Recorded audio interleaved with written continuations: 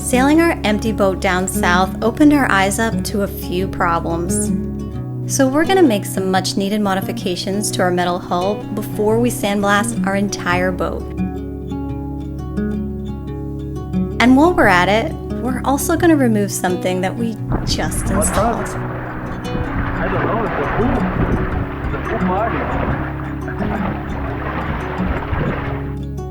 boom. This is Luke, and I'm Lori, and we're building a steel sailboat and learning some valuable lessons as we go.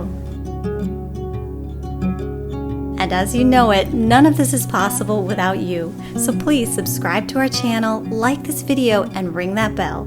It's a totally free way to keep the journey alive.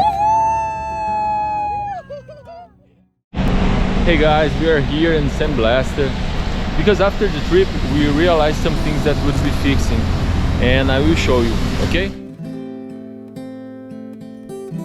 It's been a bit of a rocky start for us, but nothing has changed our forward progress. So before we enter those sandblaster doors behind us, we decided to do some much needed modifications to our hull. We hired Diego and his team of 2 to help us with the metalwork, while the sandblaster had their workers preparing the hull.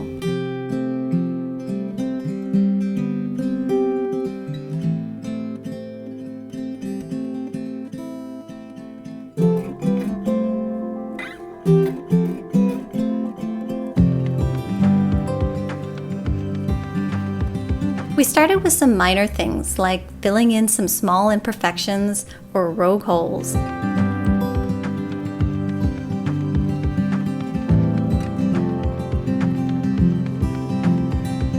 And we removed anything that wouldn't remain during the sandblaster process.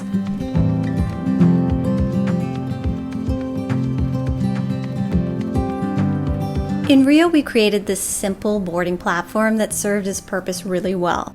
However, when we arrived, the marina had our boat stay a little too close to the pier, so when a storm hit, our boat was hit, and our boarding platform was bent out of shape. Thankfully, the marina compensated us for this damage, and we removed the platform frame to take advantage of this moment to rethink our design.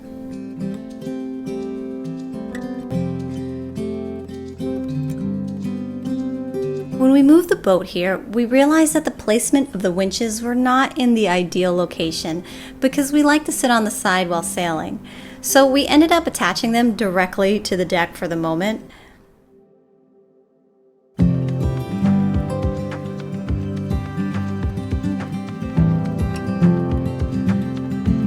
We needed to fill in the holes and remove the supports for the time being.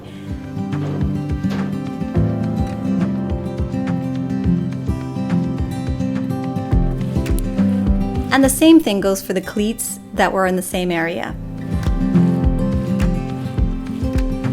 It'll be easier to sandblast the deck without them, so we'll put them back on later once we calculate a better place for them.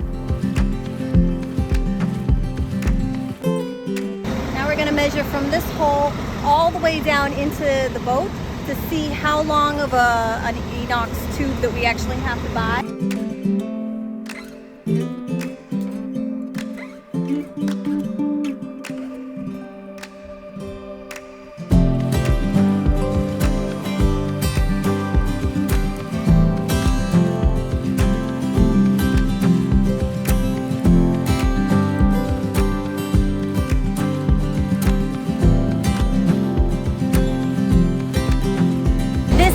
Inox tube that we are going to use.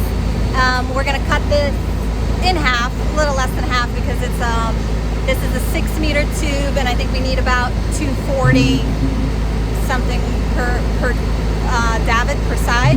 And we're going to cut this and put this in there. So this way we're going to be able to pass all of the cables for our solar panels and everything without any problem. And we won't be disturbing the inside of the davit, which is only steel and not inox, so therefore it should be sealed off and not have any oxygen reach to it.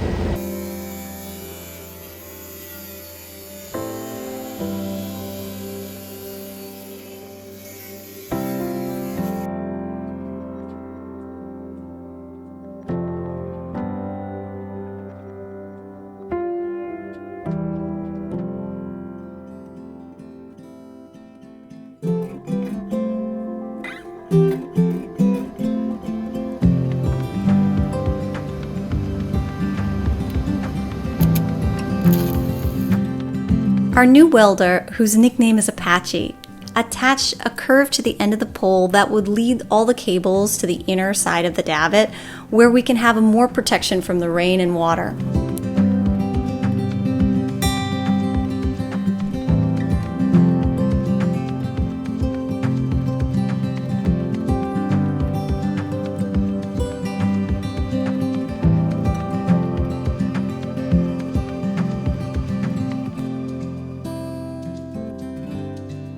And we were really impressed by his finishing skills and welding work. It was so reassuring to find high quality craftsmanship and know that we were in the right place this time. We can't emphasize enough that having access to high quality and professional workers and affordable materials and services were the main reasons we moved to this location. And remember this big fix that we needed to make? I don't know, it's a pool. The pool party.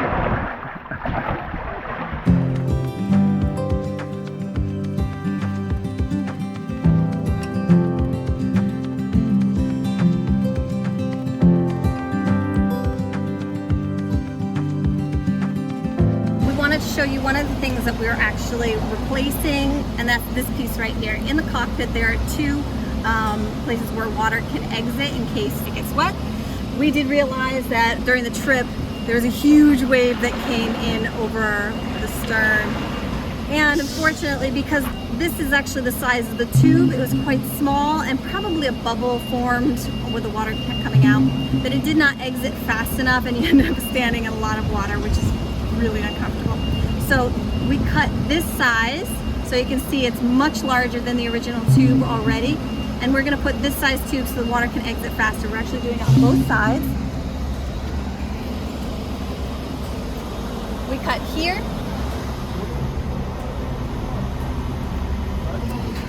And on the other side, we already have another hole cut as well here. So hopefully this solves that problem. And we also want to put some sort of net or some sort of cover where the water can go out still, but just in case you drop something, nothing falls out into the ocean and you lose it. So that's one really important thing that we wanted to change.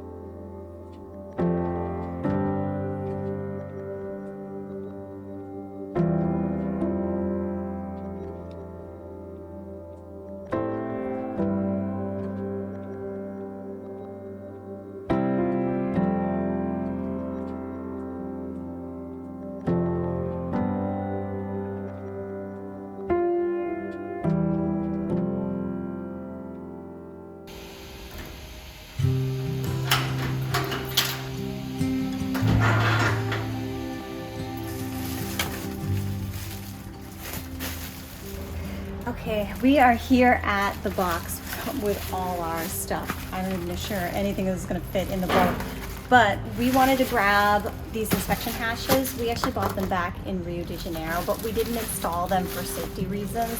Since we were sailing the boat here, we didn't want any holes that could get any water. So now we're going to size them up. So we're going to size up the insides and actually cut them out of the boat now before we sandblast it.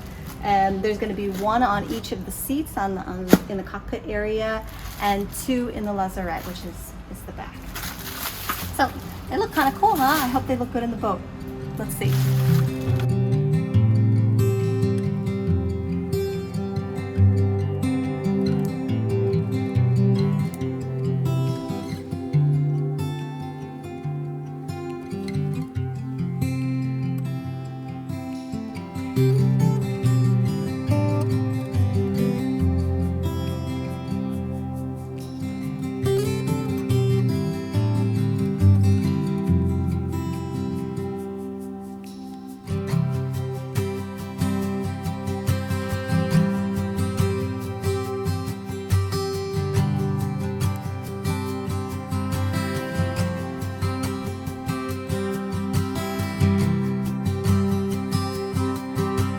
When it came to our keel, we were in good fortune that the steel was in perfect condition. The keel is that flat fin sticking out of the bottom of our boat. It is used to control the movement of the boat and also is used as ballast to provide counterbalance to prevent from capsizing, among other reasons. However, we discovered early on that about 1/3 of our keel was used as an old diesel tank and was now just filled up with water. So we dried out the tank, and since we won't be using any diesel on our boat, we decided to fill this space with recycled steel grit that we got for free from the sandblaster.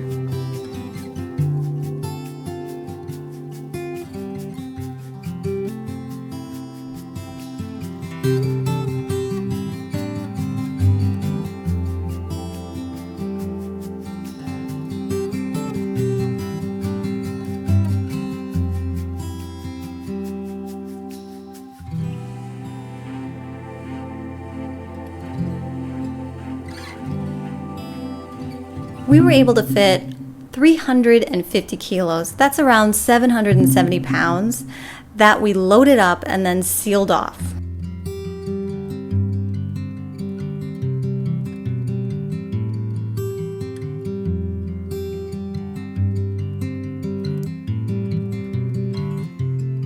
And if you're wondering about weight distribution at this point, we're going to be talking all about this in a whole episode soon. So we can see if our calculations are correct or if our boat is at risk of capsizing.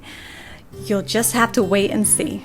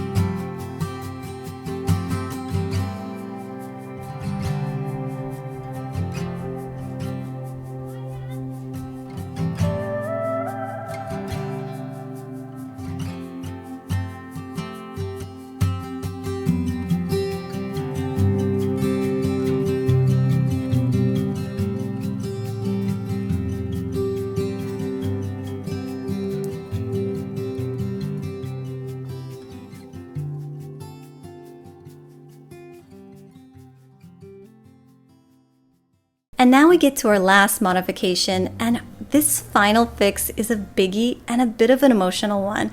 Since we plan on sailing around the world, we thought the most comfortable way would be to sail with a wheel at our helm. And you can see the whole installation and transformation in episode 8.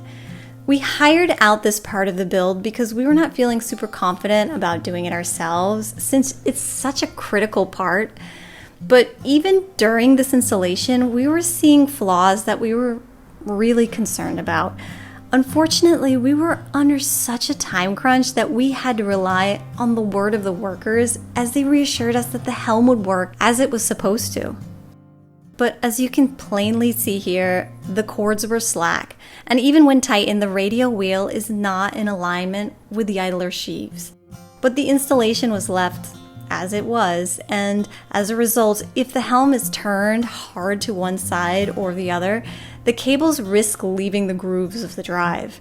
Though we were told just to tighten them, this was never a long-term solution. And there were some other issues as well. The end of the rudder stock was precariously close to the edge of the opening and not centered. There was also a piece of pipe here that was not necessary. There was a stainless steel disc left loose under the rudder axle with no known purpose. And even worse, the gudgeon fell off when we removed the boat from the water. Okay, so we came up to this nice little lookout because we wanted to have some peace and quiet to think, what are the pros and cons of us keeping the helm or getting rid of it? When we were bringing the boat here while we were sailing, there was a lot of problems that we had. And though we really like the setup, we don't know if it's really the best setup for this boat and for us. So Helm or tiller? We don't know.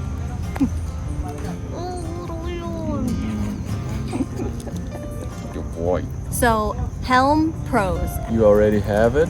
Yeah, it's already installed in the boat, so we don't have, we don't have to recreate the wheel. It's intuitive. If you turn right, you go right. If you turn left, you go left. So that's a nice benefit. Plus also, I think that it's really comfortable. We wanted it because when you're traveling for long distance, I mean, if let's say the autopilot failed, it's nice to just be able to look forward and not have to be on the side. So cons of keeping the helm. The biggest problem about our helm is that even if we fix it, we could probably just lower it and then it would be in alignment. The only problem is we cannot guarantee that it won't have problems in the future. It is an older model. If you're familiar with these kinds of models, that you know that It's an older system. it's an older system and it tends to have some issues. Yeah. Cables can fall off, the radial drive of the quadrant can break under a lot of pressure and stuff. So it's not a perfect system. I think maybe in the future, if we wanted to have a helm, we would definitely go with a newer technology, something that has less chances of issues. Yeah. So that's kind of a big con, is that we can't guarantee that we're not going to have problems if we fix it. And we're going to be traveling far distances, so we need a big guarantee. Yeah. Another con is the space in cockpit. Yeah, it takes up a lot of space in the middle of the cockpit. Our cockpit is It's a tiny cockpit Yeah, because it's not our a big boat is boat. 34 foot. yeah, so Yes. it does take up a decent amount of space. It's a small wheel still, and it has nice spacing around it, but I mean, you're not going to spend most of your time sailing. Yeah. So you're gonna have to have space to enjoy the cockpit, and it does take up a decent amount in the middle. So Tiller. tiller pros. I can think of a lot of pros actually. Yeah. For me, the big pro is the simple system. Definitely a pro would be simple Yeah. and safe. It's safe. It's easy to fix if need fix because it's, What's there to break? yeah, right? yeah, yeah. The space in cockpit is good because you can just So that's a huge plus, is the fact that it's no longer a wheel in the middle of the cockpit. You can Yeah. just flip up the tiller. That's how we can actually have one where you just flip it up or take it off, Yeah. and then you have the entire cockpit. And the design that we did with the cockpit gives it a lot more space. yeah. So it's really nice for living. Another plus would be if we wanted to install an autopilot, it'd be super easy. Yeah. We hadn't even figured out yet our plan for how to install the autopilot into Yeah. the helm. So And the wing vent too is easy. yeah. Also, the tiller reacts better. It reacts faster, so there's no delay when you're steering. I guess a con to that would be its opposite. So, I mean, it's something that you would just learn and would be intuitive in the future. Yeah. But let's say if you have somebody new in your boat. Also, if when you're steering, sometimes like passengers can get in the way, so that's a little annoying because it is a small boat. But I think that's all things that you can get around. What are you doing about that? Now, other than that, I don't know what a big con would be, but I would say that, I mean, now that we've already installed the helm, we would have to figure out how to we'd remove it, sell the parts, and we did really devalue the parts at this point because we did a lot of custom things that we haven't finished. So I think that would be, we lost a little money on this installation. We could recover a little bit, but not the full amount. So I don't know. It seems like there's a lot more pros in the tiller than anything. Yeah. So, what do you think? So long term, tiller is better Yeah. for us. In this case. Yeah, in this case, this boat is better. Yeah, I think in the future we'd love to have another boat with Yeah. even the helms, the two helms on the Yeah, side. yeah, yeah. That would be super nice. Yeah. But so I think we're just gonna have to do it. We're gonna take Next out the boat. helm. Yeah. Sometimes it's what you gotta do. It's the right thing. Yeah. So the decision was made. We made our final modifications and sealed up the transom and removed the radial drive. And we decided to focus on the positive. We had tons of space now in the cockpit, and all the issues that we discovered before had been fixed. We were turning the page on this rusty boat, and moving into a new chapter. Leo. Leon. Leo. Wow. You're a wild jungle cat.